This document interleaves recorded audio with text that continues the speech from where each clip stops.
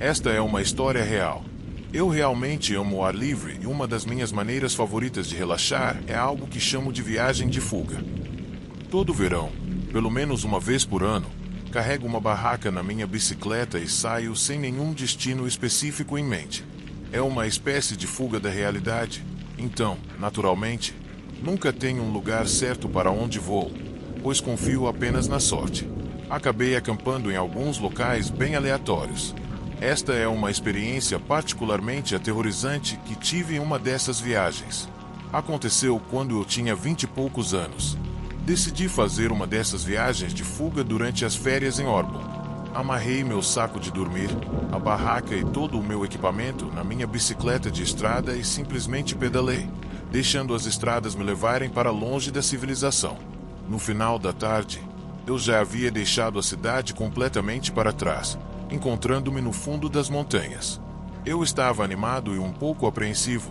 Era uma sensação divertida, pois começava a escurecer. Pensei que seria sensato escolher um lugar para acampar durante a noite, então fui em direção a um lago próximo. O lago era relativamente conhecido localmente, uma pequena atração turística com alguns restaurantes e lojas de souvenirs ao longo de suas margens. Parecia perfeito.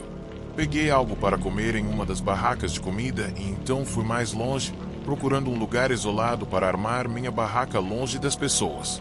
Embora o lago fosse popular durante o dia, ficava deserto à noite, a uma curta distância da área principal. O ambiente se tornava estranhamente silencioso, quase anormalmente silencioso. Rapidamente armei minha barraca, entrei no meu saco de dormir e me acomodei para passar a noite. Naquela noite, acordei de repente. Devia ser por volta de 1h da manhã. Não senti que conseguiria voltar a dormir facilmente, então fiquei deitado ali, olhando fixamente para cima. Qualquer pessoa que já acampou sozinha sabe o que quero dizer. A noite nas montanhas tem uma atmosfera única, quase surreal, uma sensação impossível de experimentar na vida diária ou noturna. Mas naquela noite, algo parecia estranho. Era verão, mas eu não conseguia ouvir um único inseto cantando, nem um grilo, nem uma cigarra, nada. Algo parecia seriamente errado. Lembro-me de pensar isso claramente. E então alguém empurrou a barraca sob o brilho pálido do luar. Vi o contorno claro de uma mão pressionando lentamente o tecido do lado de fora. Eu quase gritei, mas de alguma forma consegui suprimir a voz. Pensei, será que é algum louco? Um psicopata? Se eles percebessem que eu estava acordado, quem sabe o que aconteceria em seguida? O dono da mão circulou lentamente ao redor da barraca, resmungando em voz baixa.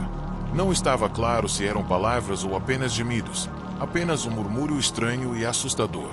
E então, novamente, eles empurraram o tecido da barraca, gentilmente, mas deliberadamente. Por favor, vá embora, implorei em minha mente. Mas então algo ainda mais assustador me ocorreu. Eu havia armado minha barraca no fundo da floresta, e o chão ao meu redor estava coberto de grama espessa, folhas e galhos caídos. Eu deveria ter ouvido passos, o estalo de um galho ou o farfalhar da grama, mas não ouvi absolutamente nada. Nenhum som. Tudo o que eu podia ouvir era aquela voz bizarra e murmurante. Era impossível, mas inegavelmente real. Quando percebi isso, meu corpo inteiro começou a suar frio. O que quer que estivesse lá fora se recusava a sair, como se estivesse me observando cuidadosamente, esperando por alguma reação de dentro da barraca. Eu podia sentir sua presença ali, a poucos centímetros de distância, sua respiração fraca, mas audível, do lado de fora, separada de mim apenas pelo tecido fino da barraca. Fiquei completamente imóvel, prendendo a respiração desesperadamente e rezando pelo amanhecer. Quando os primeiros raios fracos de luz finalmente apareceram, a presença pareceu desaparecer. Rapidamente arrumei a barraca, mais rápido do que nunca na minha vida, e fugi da cena, pedalando o mais rápido que pude. Pensando nisso agora, sinto que pode ter havido mais de um deles lá fora, mas, honestamente, isso nem importa mais. Tudo o que sei é que as montanhas são lugares estranhos, onde muitas coisas inexplicáveis podem acontecer. Então, se você for acampar sozinho nas montanhas, por favor, tome cuidado.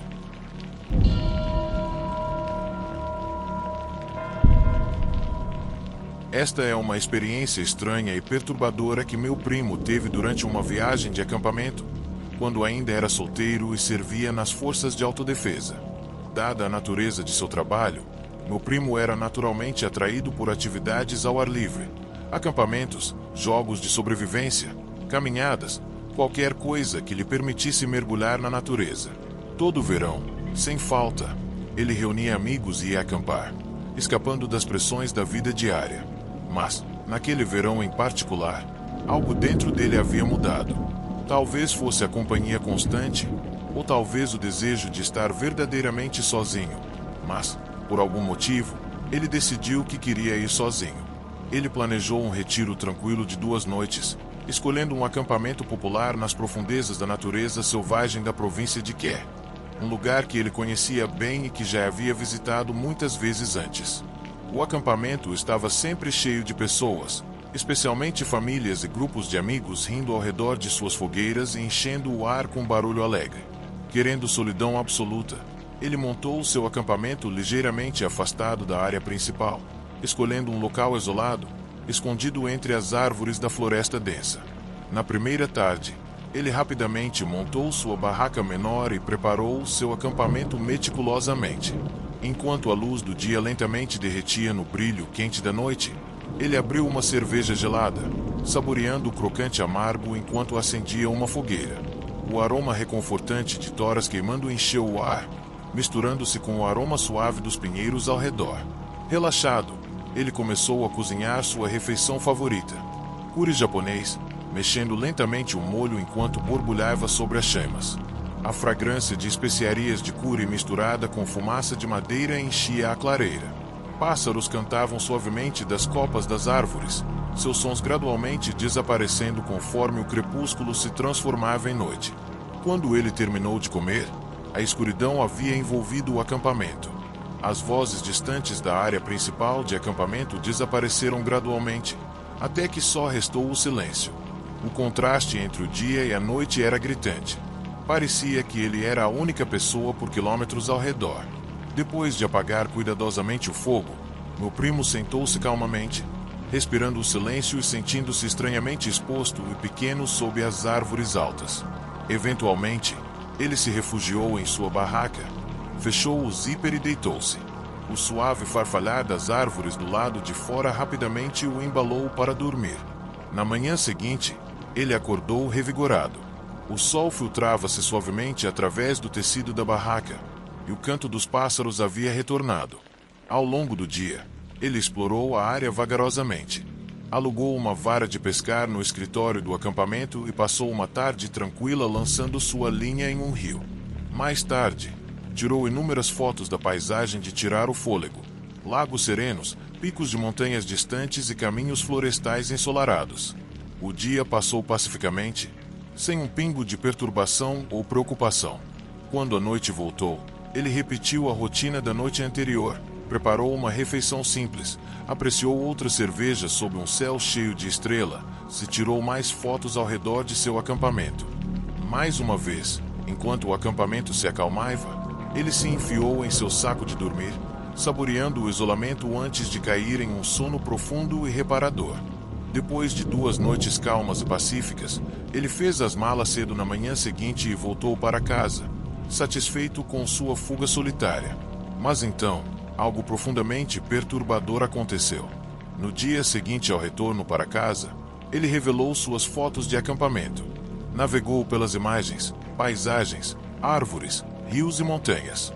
Mas, de repente, congelou. Uma onda fria de choque percorreu seu corpo. Entre as fotos de paisagens pacíficas, havia 2 das quais ele não se lembrava de ter tirado. Sentiu um suor frio surgir em sua testa enquanto olhava para as imagens impossíveis diante dele.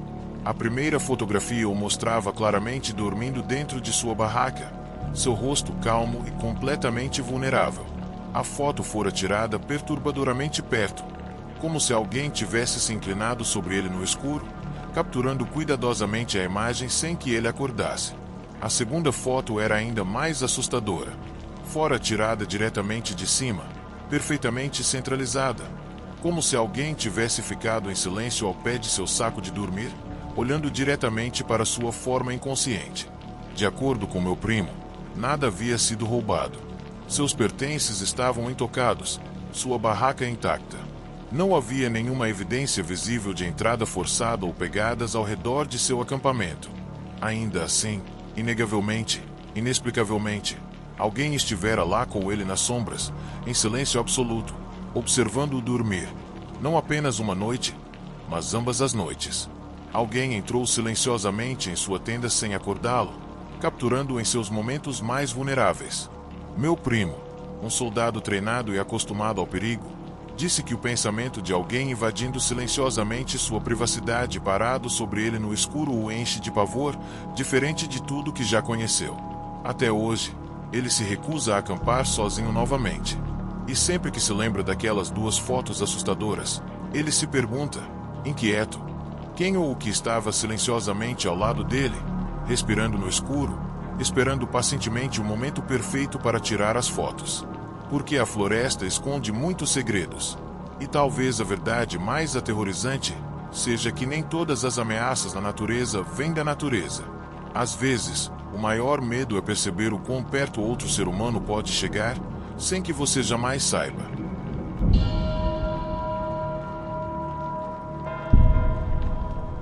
Algo terrível aconteceu quando eu fui acampar no norte. Atualmente, sou um estudante do 2º ano em uma universidade, uma faculdade de nível inferior e sem nome, na fronteira norte do Japão. Mesmo agora, no meu 2º ano, realmente não tenho muitos amigos. Ainda assim, de alguma forma, estou conseguindo ter uma vida estudantil divertida.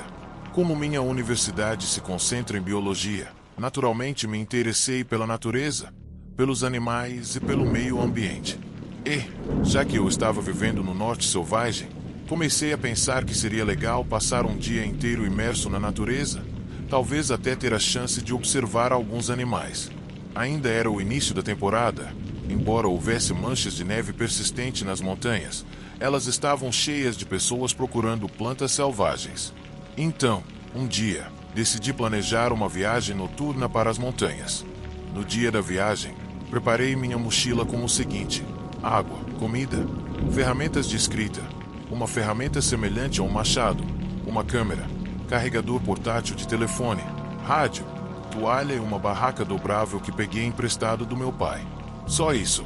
A montanha que escolhi era próxima da civilização e frequentemente visitada por coletores de plantas selvagens, então me lembro que meus pais não estavam tão preocupados, já que eu estava totalmente preparado.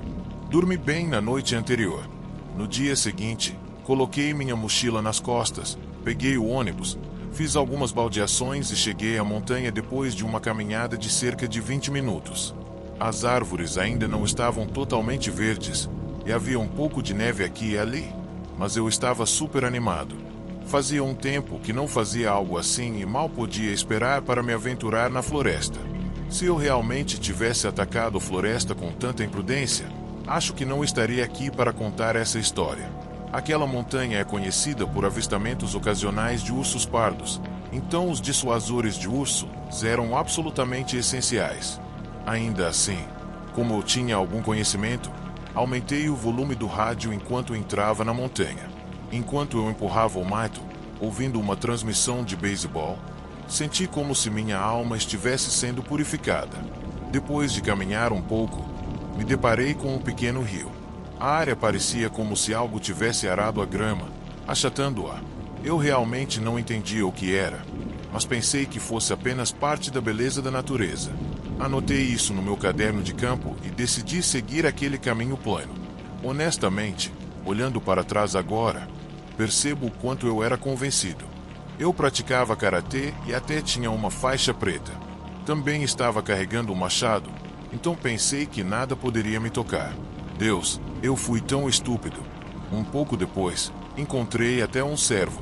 Aprendemos sobre a superpopulação dos cervos Exoda em Hokkaido, então anotei isso também. Eu estava de ótimo humor depois desse encontro e continuei indo mais fundo nas montanhas, comendo lanches. Quanto mais fundo eu ia, mais confiança sentia. Forjar minha própria trilha me dava uma sensação de bravura. Continuei avançando. Talvez uns 5 minutos depois, Percebi que estava perdido, mas não entrei em pânico. Não imediatamente. A floresta não era tão grande. Imaginei que, contanto que eu fosse na direção de onde vim, ficaria bem. Era isso que eu dizia a mim mesmo. Mas, como a maioria de vocês provavelmente sabe, quando se está em uma montanha, não há como saber de que direção você veio. Todo o cenário parece o mesmo, tirando aquele caminho achatado. Tudo parecia idêntico, a menos que você fosse um pássaro. Não havia como encontrar o caminho de volta. Ainda assim, continuei caminhando, não sei porquê.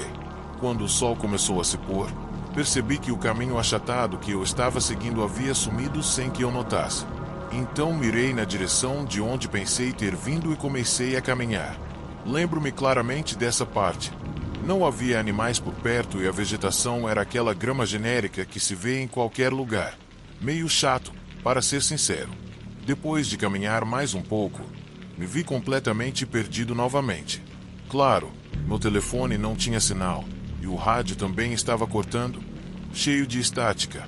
Mesmo eu, tão sem noção quanto era, finalmente comecei a perceber que as coisas estavam piorando rapidamente. Não havia tempo para escrever no caderno de campo. Preciso voltar agora. Esse era o único pensamento que estava em minha mente. Comecei a me mover rapidamente pela floresta. Em pouco tempo, avistei a mesma trilha plana que tinha visto antes. Aliviado, comecei a segui-la novamente. Eu tinha certeza absoluta de que, se continuasse naquela trilha, conseguiria voltar para onde havia entrado na montanha. Mas não havia considerado a pior possibilidade, a de que essa trilha talvez não fosse a mesma que eu havia seguido antes. Mudei de uma caminhada rápida para uma corrida leve e depois para uma corrida mais rápida, mas algo parecia estranho. O cenário não estava certo. Mesmo depois de correr por cerca de 20 minutos, eu não estava nem perto da entrada da trilha. Foi então que, mais adiante, as árvores se abriram em uma clareira. Estava estranhamente silencioso. Lembro-me claramente de sussurrar para mim mesmo. Errei de novo. Bem na minha frente, havia uma árvore enorme. Em suas raízes, um buraco anormalmente grande. Era óbvio que era uma toca de urso. Sabe como nos filmes, quando alguém de repente corre para um monstro ou um inimigo e o ruído de fundo corta completamente. Era exatamente o que parecia. Não havia som algum. Talvez tenha durado apenas alguns segundos, mas naquele momento houve silêncio total. Quando o silêncio se dissipou, tornei-me agudamente consciente da minha própria respiração. Talvez fosse o frio, mas lembro que minhas mãos estavam geladas. Foi o que mais me marcou. Estava anoitecendo agora. Felizmente, o urso não estava dentro da toca. Por algum motivo, recuei lentamente e caminhei para longe do buraco. Tropecei em um galho no meio do caminho, mas consegui escapar de alguma forma. Eu havia escapado da toca do urso. Meu corpo inteiro estava exausto. Eu estava mentalmente esgotado, completamente esgotado. Foi quando encontrei uma área relativamente aberta e decidi acampar ali durante a noite. Você provavelmente está pensando, por que você acamparia ali? Apenas vá para casa. Sério, meu corpo não se movia mais. Era impossível. Eu estava tão exausto que precisava descansar. Felizmente, eu tinha uma boa recepção de rádio naquele local, então aumentei o volume o máximo que pude. Decidi passar a noite ali, com o rádio ligado. Já estava quase completamente escuro, e o tempo passou mais rápido do que eu percebi. Peguei um bolinho de arroz que havia embalado e dei uma mordida. Por algum motivo, as memórias da minha mãe voltaram à tona e comecei a chorar um pouco. Solucei, mas finalmente parei de chorar e tomei um gole do meu chá. Com o estômago cheio e nada mais para fazer, deitei-me e comecei a jogar um jogo no meu telefone para tentar dormir. Ouvi a grama balançando ao vento, um som suave e farfalhante, pacífico no início. Então, ouvi um craque, o som clássico de algo pisando em galhos na floresta. Levantei-me e instintivamente coloquei a mão no bolso. Minha câmera digital havia sumido. Foi quando, por algum motivo, estendi a mão para o rádio e o desliguei. Concentrei toda a minha atenção no som, tentando descobrir o que estava causando aqueles passos. Eu tinha certeza de uma coisa. Não era um cervo. Também não era um guaxinim. Era algo diferente. Tinha peso, como se algo pesado estivesse se movendo. Normalmente, com o rádio tocando, nada se aproximaria. Esse foi o momento em que meu senso de realidade quebrou. O urso, o mesmo de antes, provavelmente havia sentido o cheiro da minha câmera digital, onde eu a deixara cair, e agora estava interessado em mim. Minha respiração começou a acelerar, quase como a de um cachorro ofegante. Eu não disse uma palavra, apenas fiquei olhando para o chão. Por algum motivo, acho que até fingi estar dormindo. Mas todo aquele esforço foi em vão. O urso veio. Ele estava bem ali. Seus altos bufos e ofegos se aproximaram. Ele deve ter percebido que havia algo na barraca que cheirava igual à câmera. Ele andou, caminhou direto até a barraca. Fixei meus olhos em um único ponto e não me mexi. Estranhamente, eu me senti calmo, como se estivesse em paz. Mesmo sabendo que provavelmente morreria, me senti estranhamente realizado. Comecei a sussurrar para o urso, como se estivesse tentando me desculpar. Me desculpe muito mesmo. Não sei porquê, mas quando você se depara com algo que sabe que não pode vencer, só quer se desculpar, eu acho. Mas, é claro, o urso continuou vindo. E então ele estava bem ao lado da barraca. Minha garganta estava seca, e meu coração batia tão forte que pensei que fosse explodir. Eu realmente pensei, é isso, estou morto. Um canto budista começou a tocar na minha cabeça. Era o quão longe minha mente havia ido. E foi quando notei algo. O urso não estava vindo da frente da barraca. Estava vindo de trás. Virei-me lentamente. Para minha surpresa, percebi que a lona atrás de mim tinha uma pequena abertura. Uma fenda de talvez 2 ou 3 centímetros, provavelmente deixada de propósito para ventilação. E foi dali que o som estava vindo. A respiração pesada. Agora, com o coração batendo no peito, aproximei-me da fenda, tentando espiar. Tudo o que consegui ver foi escuridão, mas o som estava mais forte, mais próximo. De repente, algo se moveu. Parei de respirar. Por um momento, tudo ficou em silêncio. Então, uma voz humana, rouca e baixa, sussurrou através da abertura. Eu sei que você está acordado. Congelado de terror, permaneci imóvel. Não conseguia pensar. Não conseguia gritar. Fiquei ali, paralisado, por minutos que pareceram horas, até que, lentamente, o som dos passos se afastou, se perdendo na noite. Não dormi pelo resto daquela madrugada.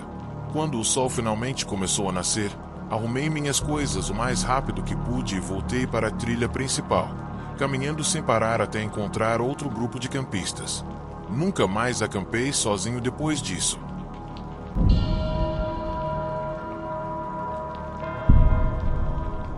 Esta é uma história estranha sobre itens de segunda mão.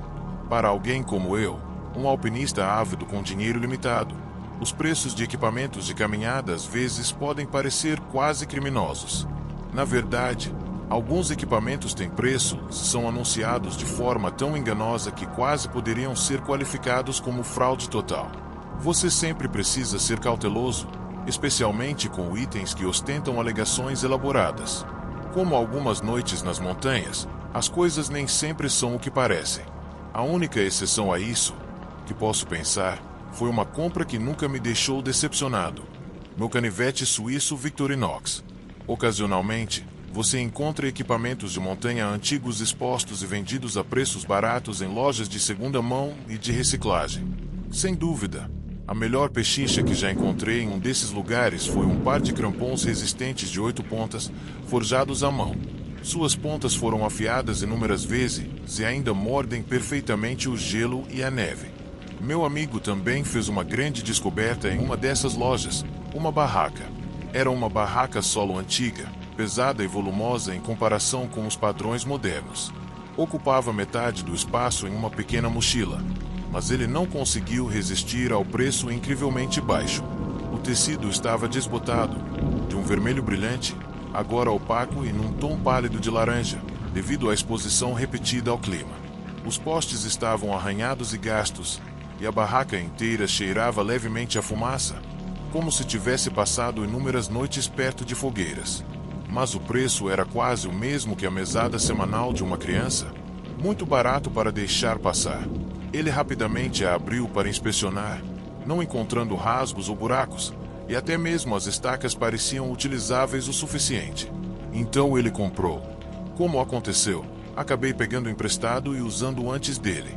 No momento em que a peguei para sair em minha caminhada, fiquei surpreso com seu peso.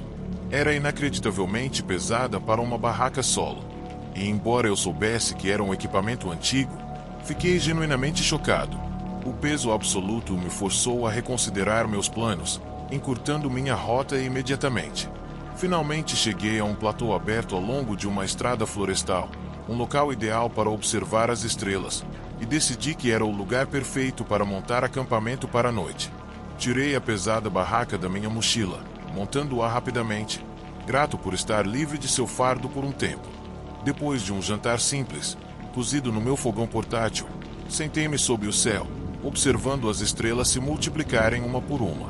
Uma vez que terminei minha refeição e limpei, não tinha mais nada a fazer a não ser olhar para o espaço ou deixar minha imaginação correr solta com medos irracionais, as alegrias de acampar. Passei o tempo sentado, depois deitado, e depois andando de um lado para o outro. Fiquei encantado com a beleza cintilante das estrelas, apenas para ser repentinamente assustado por pequenos sons vindos da escuridão ao redor. Gradualmente, meus pensamentos se desviaram para uma vaga contemplação. Eventualmente, rastejei para dentro da barraca, decidindo que era hora de dormir.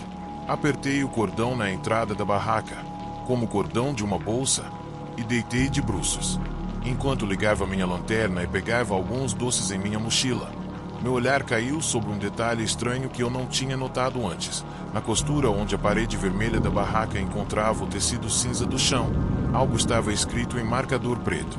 Eu não tinha desdobrado totalmente essa parte da barraca quando a inspecionei pela primeira vez, e acho que meu amigo também não, pois ele não mencionou nada sobre isso.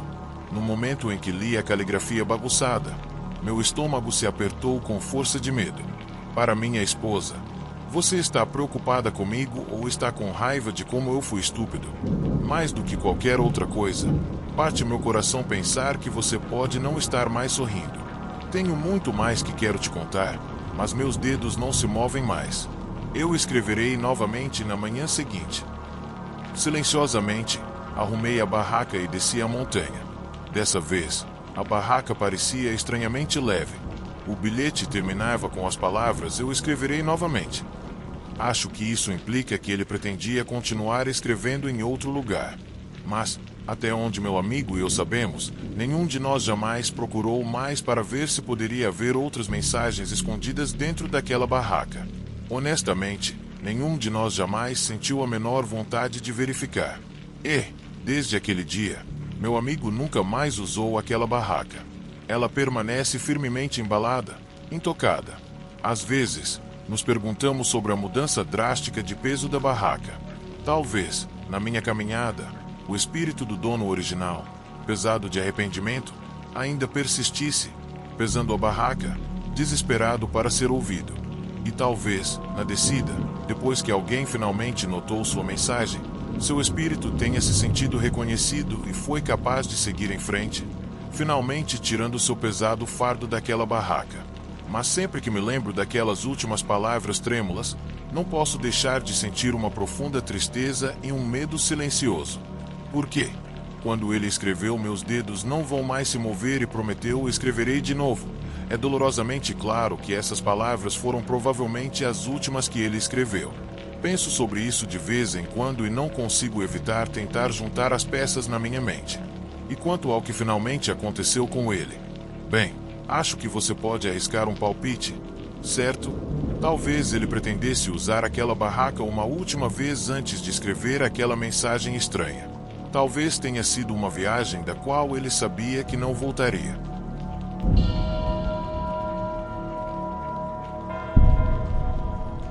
Isso aconteceu há cerca de 10 anos, durante o auge do verão.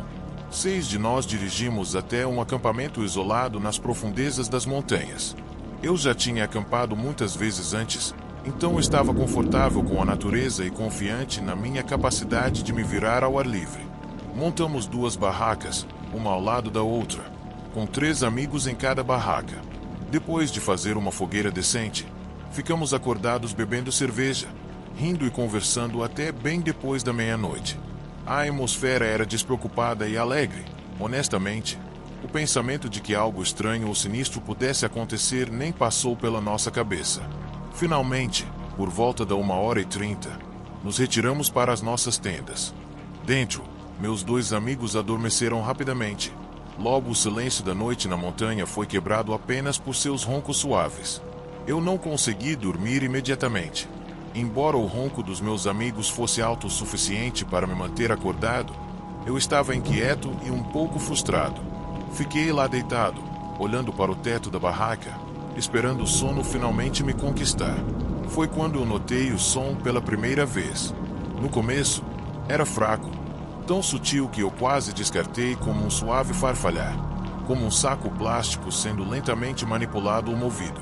Lembrei que deixamos um pouco de comida embrulhada em sacos plásticos do lado de fora, perto de nossa área de cozinha. No começo, eu pensei que provavelmente fosse um animal, um guaxinim ou algo do tipo investigando nossas sobras. Mas, enquanto eu ouvia com mais atenção, o farfalhar não parecia aleatório. Soava deliberado, quase cauteloso. Quanto mais eu ouvia, menos sentido fazia. Meu pulso acelerou ligeiramente e minha curiosidade começou a se misturar com uma crescente sensação de desconforto. Se fosse um animal, provavelmente já teria derrubado as coisas. Em vez disso, o som continuava firme, persistente e estranhamente cuidadoso. Incapaz de ignorá-lo por mais tempo, eu me sentei e caminhei em direção à entrada da barraca. Meu coração batia suavemente, embora eu não tivesse certeza do porquê. Algo naquela situação parecia inexplicavelmente errado. Minha mente racional insistia que não era nada, apenas minha imaginação correndo solta porque era noite. Mas uma parte mais profunda e instintiva do meu cérebro sabia melhor. Lenta e cuidadosamente, alcancei o zíper da barraca, tentando fazer o mínimo de barulho possível.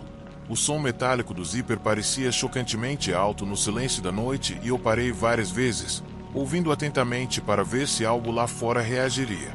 Finalmente, eu descolei o tecido o suficiente para espiar a clareira escura onde montamos o acampamento. Foi quando o que eu vi me deu arrepios na espinha. Parado ali, iluminado por uma estranha penumbra. Apesar da escuridão completa ao redor do nosso acampamento, havia cerca de 10 crianças. Elas estavam agrupadas, perfeitamente imóveis, sem se mover, sem falar, simplesmente paradas e olhando para nossas barracas. Sua presença era totalmente impossível. Estávamos a quilômetros de qualquer cidade ou vila, nas profundezas de uma região montanhosa onde nenhuma criança poderia vagar a esta hora, e suas roupas pareciam estranhamente desatualizadas, como se pertencessem a outra era. Seus rostos estavam inexpressivos, vazios, mas seus olhos refletiam tênues vislumbres das brasas morrendo da nossa fogueira. No momento em que registrei a presença delas, uma onda de pavor e repulsa me invadiu. Cada instinto primitivo gritava que eu estava vendo algo proibido, algo que eu absolutamente não deveria estar testemunhando. Minha respiração ficou presa na garganta, meu corpo tomado por um medo avassalador, diferente de tudo que eu já havia experimentado. Rapidamente, me afastei da abertura, silenciosamente fechando o zíper da aba da barraca. Fiquei sentado lá, congelado, mal ousando respirar, forçando meus ouvidos para ouvir o que poderia acontecer a seguir. Eles se aproximariam. Eles falariam. Eles tentariam entrar em nossas barracas. Minutos passaram dolorosamente lentos. O único som era o de meus amigos, que continuavam roncando, alheios ao terror que se desenrolava do lado de fora. Depois do que pareceu uma eternidade, o farfalhar lá fora pareceu desaparecer, não deixando nada além de um silêncio pesado e opressivo.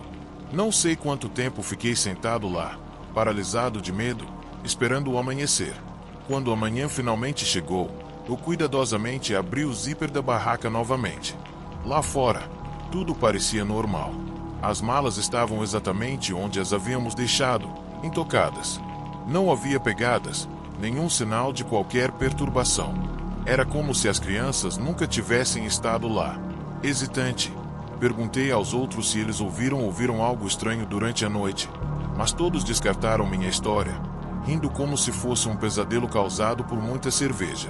Mas eu sei o que vi. Até hoje, ainda não tenho explicação. Mas desde aquela noite, nunca mais acampei sem me lembrar daquelas crianças silenciosas, paradas, perfeitamente imóveis na escuridão. E mesmo agora, anos depois, quando ouço um farfalhar à noite, não importa onde eu esteja, sinto aquele arrepio familiar percorrendo minha espinha, me lembrando do que se esconde do lado de fora da barraca.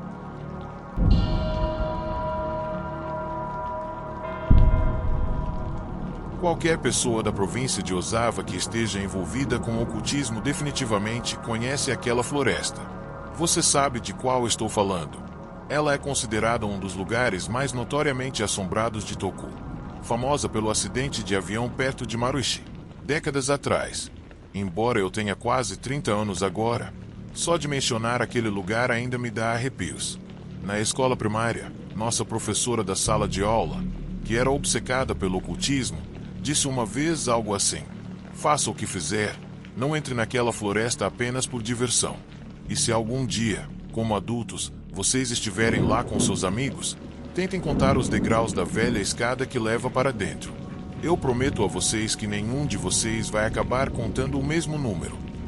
Eu não sei como as coisas estão hoje em dia, mas as histórias sobre aquele lugar eram especialmente aterrorizantes antigamente. Circulavam rumores sobre um grupo de amigos que foi testar sua coragem à noite e uma mulher foi separada e deixada para trás. Pela manhã, seu cabelo ficou completamente branco. Ou histórias sobre carros de visitantes inexplicavelmente cobertos por inúmeras marcas de mãos fantasmagóricas. Eu até ouvi que, hoje, os motores das pessoas frequentemente se recusam a dar partida quando estão estacionados perto da borda da floresta. A floresta está localizada nos arredores da província de Osava, perto de Maruishi, uma área montanhosa isolada onde árvores grossas e vegetação rasteira emaranhada criam um crepúsculo perpétuo, mesmo ao meio-dia. Na verdade, é precisamente essa densa região selvagem que contribuiu para o trágico incidente no final da década de 1970. Naquela época, um voo doméstico indo de Tóquio para um aeroporto regional perto de Osava foi pego em uma tempestade violenta repentina, perdido em uma névoa densa e atingido por forte turbulência. A aeronave desceu muito baixo, caindo violentamente na encosta da montanha perto da floresta de Maruishi. O acidente foi catastrófico, matando todos a bordo instantaneamente. Devido ao terreno acidentado e vegetação densa, os esforços de recuperação levaram dias, com as equipes de resgate lutando para localizar os destroços. No momento em que as autoridades chegaram ao local do acidente, a devastação era indizível.